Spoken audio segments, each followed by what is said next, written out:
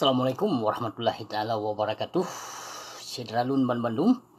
Nyo sabo video lun petebit khusus yang poh urang pungo yang dituduh penculikan anak mi.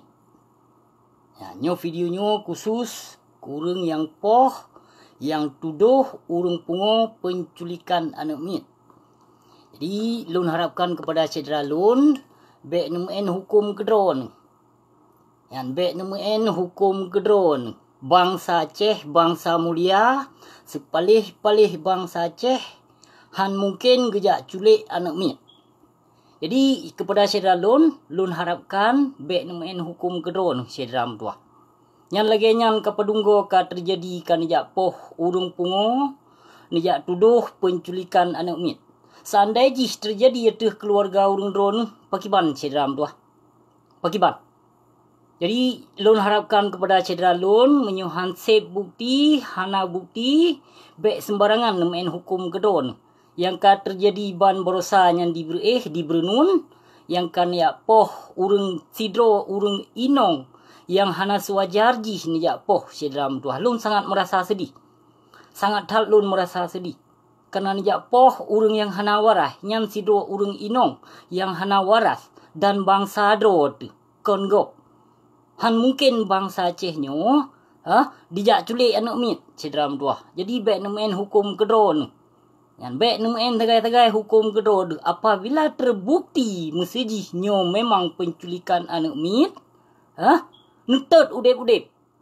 Yang kon secara lagi nyan bangsa Aceh, kon bangsa Agok, kon sipai Jawa, bangsa Aceh, urung di berenun. Sangat tak sedih watelun kalon wate nepoh gop lagi-lagi nyan cedera tua. Bek sagai-sagai nemen hukum kedron. Menyohana terbukti hana kalon kenyataan bek sagai-sagai nemen hukum kedron. Apabila terjadi itu keluarga urung drone menyolagi nyan cara cedera tua dipebut ligop pakiban. Pakiban merasakan li urung drone. Cini cuba pikir ya. Jadi cedera lun yang lun sangat harapkan ba urung drone bek nemen hukum sendiri, bek nemen hukum kedron. Bek nemen tegai-tegai hukum rimba. Nyan lagi-lagi nyan nasri hatin hoten kalon. Dijak poh gop lagi nyan dijak poh sidro urung inong yang hana sewajar ji, yang hana sepatut ji dijak poh. Nyan bangsa dro tu. Hai bangsa mulia. Bek nemen tegai-tegai hukum kedron. Nana dengo. Bek tegai-tegai nemen hukum kedron dan dijak tuduh gop yang kengkon lagi-lagi nyan tanpa bukti dijak pegah penculikan anak mit. Yang kepada urung berenun, kepada urung berenun dan lun harapkan kepada Bupati Aceh PD, Aceh berjalankan ati hukum yang elanya urung pungung, yang poh urung inongnya. Nyolun hana menyenangkan hati. Yang harus nicok tindakan le urung drone kepada Bapak Polisi. Harus ambil tindakan. Kalau kayak gitu ya, harus ambil tindakan. Jangan main hakim sendiri.